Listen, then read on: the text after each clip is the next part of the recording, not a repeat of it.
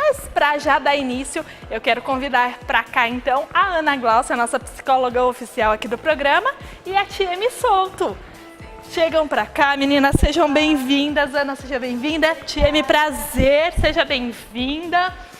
Um prazer recebê-las aqui para a gente falar de um assunto que é muito falado nessa época do ano, né? Ana, vou começar falando com você para falar um pouquinho como que as finanças podem nos influenciar aí emocionalmente. Pois é, Lá, eu acho que é um tema super interessante, porque uma das situações que muitas vezes os casais levam no consultório é o problema de dinheiro, né? Dizem que o que separa casal é o problema de dinheiro, né, Tieme? Ajuda a gente. Já ouvi falar. E até é legal a Tieme estar aqui, porque até onde eu sei, o IG aí é em parceria, né? Você é o esposo, né, Tieme? A gente é sócio, então eu e meu esposo, a gente é sócios nessa jornada aí de educação financeira. Olha que legal. Então, os casais que estão assistindo aí em casa, ó, já pega as dicas que tem muito conselho valioso hoje aqui. Pois é. E aí, pensando no final do ano, pensando no início do ano, e que a gente faz uma retrospectiva de tudo que deu certo, o que não deu muito certo, eu pensei da gente falar um pouquinho sobre esse planejamento, tanto financeiro, que é algo extremamente importante hoje, quanto o planejamento emocional, né, Lá? Como que a gente consegue fazer aí um refinamento de tudo que aconteceu da nossa história e como que a gente consegue pegar todas as experiências que a gente teve para a gente poder compor uma nova história, né? E Ana, você falou, né, que muitas vezes a maior queixa aí dos casais que vão até o consultório é o problema financeiro. E o problema financeiro, a gente percebe que a gente sozinho, se não tiver uma ajuda, a gente já não consegue ter essa educação, ter esse planejamento. E quando é em dupla, aí fica ainda mais difícil, né? Porque você tem um pensamento, a pessoa tem outro pensamento, você quer fazer de um jeito, a pessoa quer fazer do outro. E aí é onde... As prioridades às vezes são diferentes, né? E a gente estava até comentando em casa que eu penso que poderia ter até um currículo na escola sobre educação financeira, né? Imprescindível. Pra até a criança começar a entender e começar a trabalhar. Desde cedo. A gente fez um desafio agora de Natal para as crianças conseguirem poupar. Então eu lancei pelo Instagram e aí várias mamães toparam o desafio e fizeram uma poupancinha para as crianças e agora elas estão fazendo as compras. Muito legal a consciência da criança em ir até a loja, ela escolher. Aí a mãe fala, olha, esse dá, esse não dá, e ela sair... A última mãe que fez falou assim, nossa, o valor que o meu filho deu pro presente foi infinitamente maior do que simplesmente ganhar do Papai Noel no final do ano. Olha só, Olha a questão da valorização, né? Porque muitas vezes a gente fala pra criança, não dá pra comprar. Mas ele não tem noção Do né? porquê que não dá, porque né? ele não sabe o que cabe e o que não cabe. Às vezes a gente só fala, não tem dinheiro pra isso. E aí a criança vai guardando isso desde pequena, que não tem dinheiro, e quando vira adulto continua com aquilo, não tem dinheiro, não tem dinheiro, Aquela não tem dinheiro. crença, Aquela crença né? de que nunca tem dinheiro pra nada. E você sabe que eu até estava conversando com algumas amigas esses dias e aí uma delas falou, porque meu sobrinho de 3 anos virou, ele estava numa loja e virou, esse não pode porque esse é caro. Aí a gente falou, mas como que ele tem noção de que é caro? O que é caro, né? Então, desde criança, a gente tem que realmente, né, ir estimulando a criança a saber lidar com o dinheiro.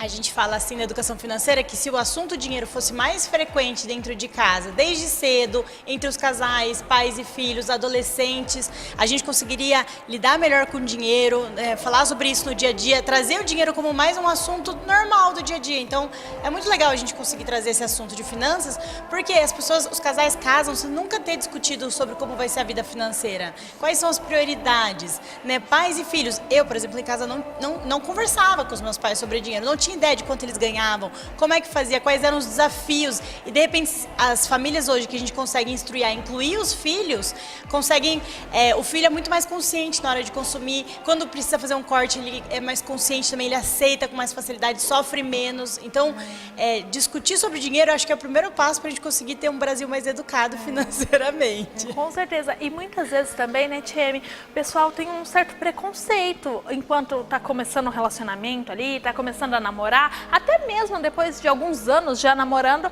tem essa dificuldade em falar do dinheiro, Muita em dificuldade. jogar aberto, né, realmente, Sim. sobre as finanças. Ah, eu tenho pra isso, não tenho pra isso.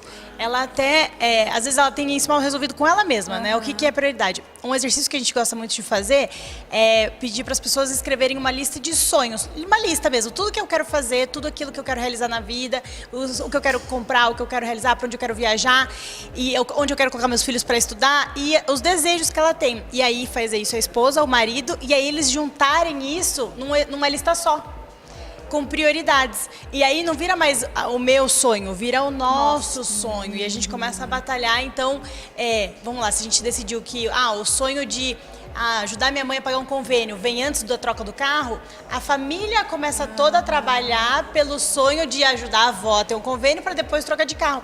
E aí vira, não é mais o meu gasto, o seu gasto, vira o nosso gasto, o nosso investimento, e a gente traz a família toda num projeto comum.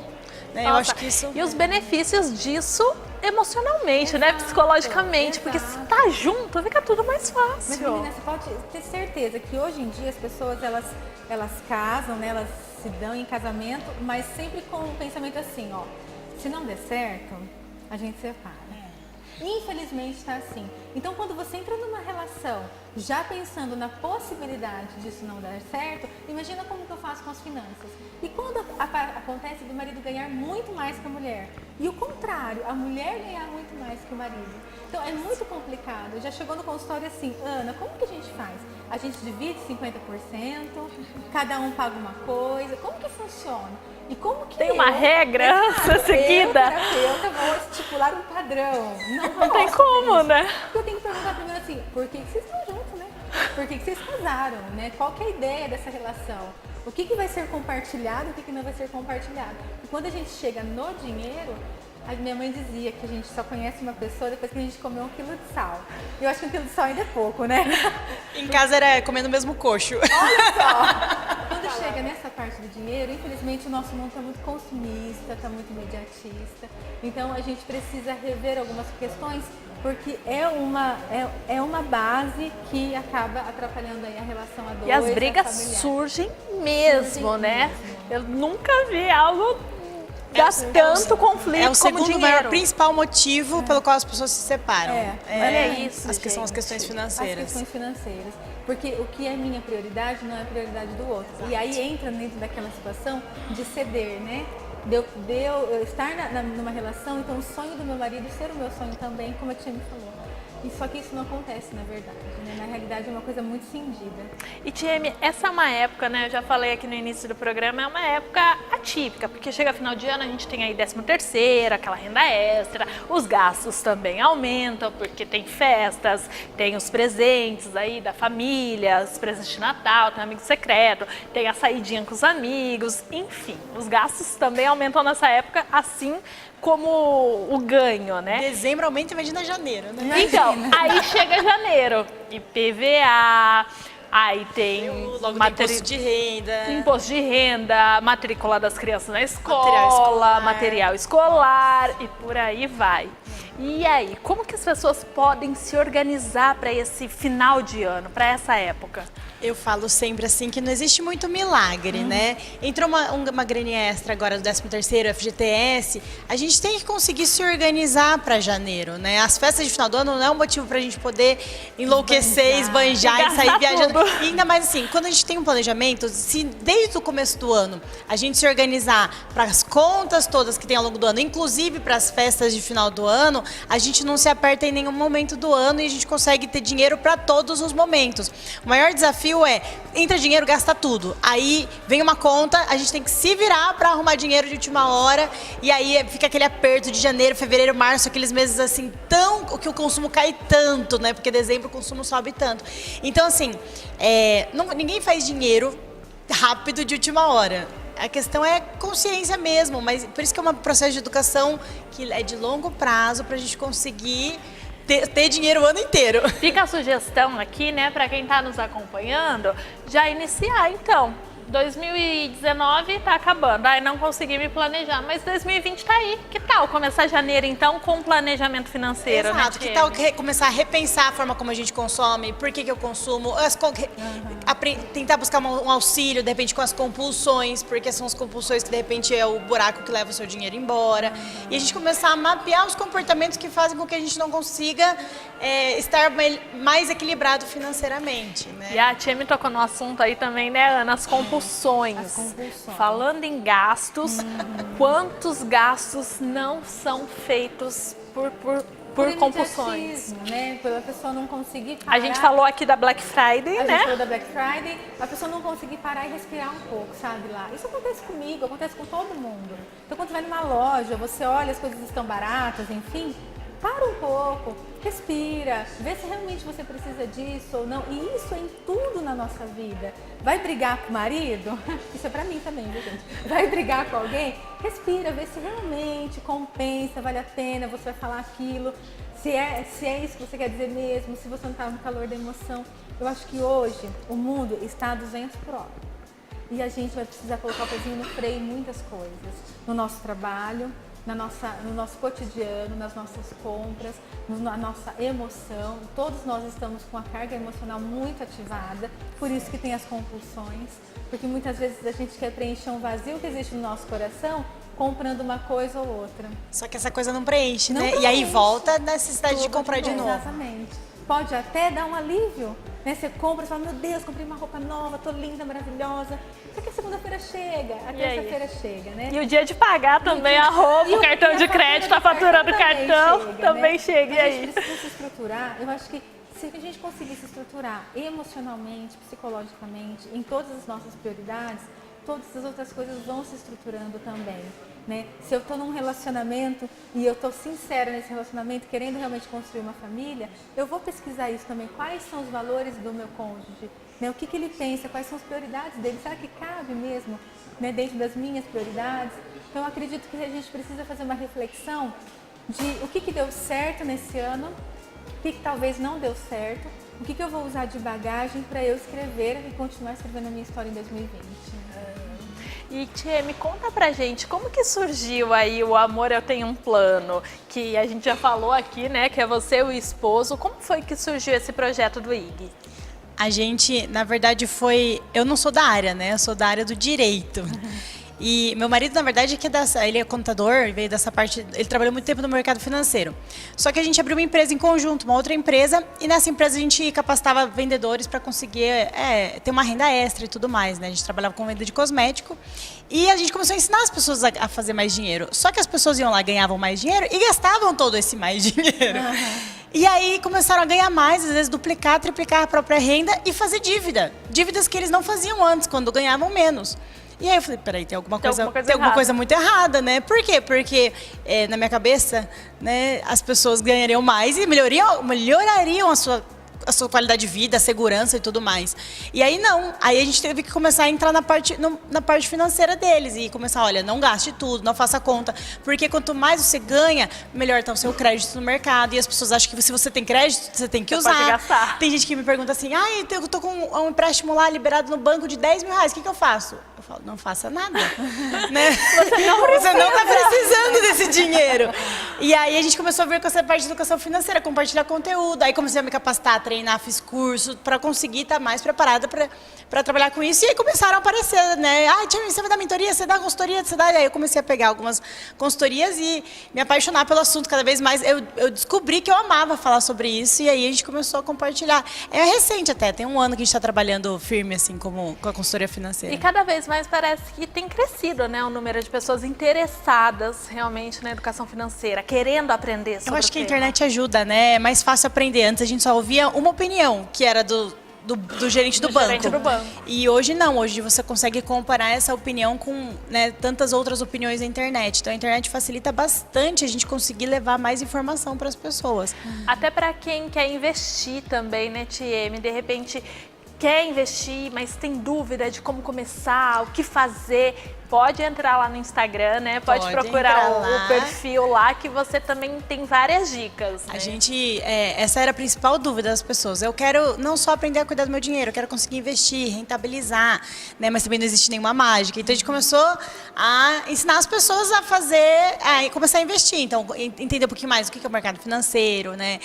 Não vou tomar meu dinheiro, vai sumir, não vai sumir, como é que funciona, né? Tem que começar grande? Não, posso começar pequeno. Então hoje, a partir de R$35, você já consegue aplicar o seu dinheiro, né? Rentabilizar ele, não muito, mas mais do que a poupança, por exemplo, e rentabilizar o seu dinheiro de uma forma mais segura e coisa que as pessoas não sabem. Então a gente tenta levar o máximo de informação para que, imagina só, todos os brasileiros pudessem todo mês tirar o seu dinheiro e já pensando num planejamento de longo prazo, uma aposentadoria, um pouco mais de segurança, mais qualidade de vida no futuro, porque hoje pouquíssima gente pensa no futuro, né? Então o investimento muito pensando longo prazo é uma excelente estratégia.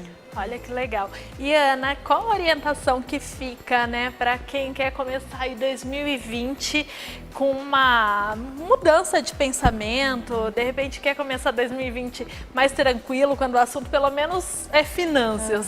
Qual que é a orientação que fica? Eu acho que uma orientação que eu daria e também a Tia me daria é colocar tudo no papel. A gente tem utilizado muito essas técnicas projetivas e a escrita terapêutica para se organizar, tanto nos nossos desejos quanto nos nossos problemas e também na questão financeira, né? Quando a gente coloca tudo que a gente tudo que a gente ganha, tudo que a gente gasta no papel, todos os nossos sonhos, como a Tia me falou, eu acho que as coisas ficam mais claras, que é o que a gente chama na terapia cognitiva de mapeamento mental. Então a gente vai mapeando tudo isso. É interessante que a gente até trabalha no consultório as projeções, né? Como eu quero estar daqui a 5 anos. Então o meu foco é esse. Quais são então as metas que eu preciso fazer e o que eu preciso alcançar para chegar ao meu foco? Então é legal a gente fazendo planejamentos semestrais, né? Como que eu quero o primeiro semestre de 2020, quais são as minhas metas, os meus planos e colocar isso no papel. E assim, imprescindível lá, colocar metas atingíveis. Eu quero comprar uma casa em junho de 2020. Não sei se vai dar para eu comprar uma casa em junho, né? Então, colocar metas atingíveis, porque se a gente não consegue cumprir aquela meta, eu acabo me frustrando demais e eu vou procrastinar todo aquele planejamento. Então, planejo, coloco no papel, aí olho para a minha vida e o que eu consigo realmente. Dê uma folguinha, né? Se você consegue, sei lá, chegar até o 10, planeje até o 8 para dar uma folguinha. Que a gente consiga colocar isso de uma forma muito prática na nossa vida. E saudável, né? E saudável, com certeza. Tieme, qual que é a principal orientação aí, pessoal, iniciar 2020 com uma nova maneira de pensar financeiramente? Então vamos lá, vamos aproveitar, né, ano novo, resoluções. Para a gente poder começar, a minha primeira dica é mapear comportamentos. Então, ser um pouquinho mais consciente na hora de fazer qualquer tipo de consumo. Não vou ser o melhor investidor do mundo em 2020. Não, mas se a gente puder, no ano que vem, entender onde é que estão os nossos furos, onde é que a gente erra na hora de consumir, para começar a entender da onde é que eu poderia tirar para começar a poupar, já é um primeiro passo para a gente começar a destacar um valor todo mês, pensando na nossa segurança de longo prazo, que eu acho que é o que todo mundo busca, né? Um pouquinho mais de disciplina, a gente abre mão um pouquinho do presente para poder ter mais no futuro. Então, mapear os nossos comportamentos ali, anotando, é uma boa saída, né? Tieme, o pessoal pode te seguir aí no Instagram, né? Isso. Pode seguir o IG da conta, que é o @AmorEuTenhoUmPlano, né? Eu tô lá todos os dias, né, compartilhando um pouquinho de conteúdo de finanças lá pro pessoal. Já quero aproveitar aqui, né, mandar um beijo pra Renata Birelo, lá de Bauru, que foi quem me apresentou aqui a Tieme. A Tieme faz parte do grupo de mulheres empreendedoras lá de Bauru, Donas. Então, Rê, um beijo pra você, viu? Obrigada, Tieme, por estar aqui com a gente. Laís. E Ana, você trouxe um presente aí pra gente sortear, né? Conta pra gente. Eu trouxe esse aqui lá, eu fiz assim pensando nos pacientes, em todos os meus parceiros, que é uma caixinha que está escrito modo avião, uma pausa para a vida. O que a gente brigou bastante esse ano de 2019 foi na questão da tecnologia. Sim. Então é uma caixinha onde cabe a maioria dos celulares. Quando a gente chegar em casa, coloca o celular no modo avião, ou pelo menos, sei lá, né, tira as notificações, põe na caixinha e vai viver um momento em família. Esquecer celular. Eu acho que a ideia de olhar a caixinha e falar assim, olha, eu preciso dar uma pausa aí na tecnologia, para eu viver o que realmente importa, as minhas prioridades. Ai, que legal. Ana sempre trazendo presentes criativos aqui pra gente, né, Ana, no final do ano. Teve o ano que foi o potinho da gratidão aí, né? E agora essa ideia super bacana, a caixinha pra colocar o celular ali e entrar em modo avião. E isso eu fiz pra mim. Meu namorado disse assim pra mim, nossa, amor, eu acho que você tá fazendo pra você isso, né? Eu falei, pois é, o que é bom pra mim é bom pra É bom todo pros mundo. outros também. Então tá certo. Ana, obrigada, viu, por estar aqui junto com a gente mais uma vez. Sempre um prazer te receber e claro que no nosso último programa ao vivo de 2019 você não poderia estar de fora aqui do nosso programa. Muito obrigada, viu? Pela parceria, por estar sempre junto com a gente aqui. Obrigada. Jamie, mais uma vez, muito obrigada. Obrigada, Laís.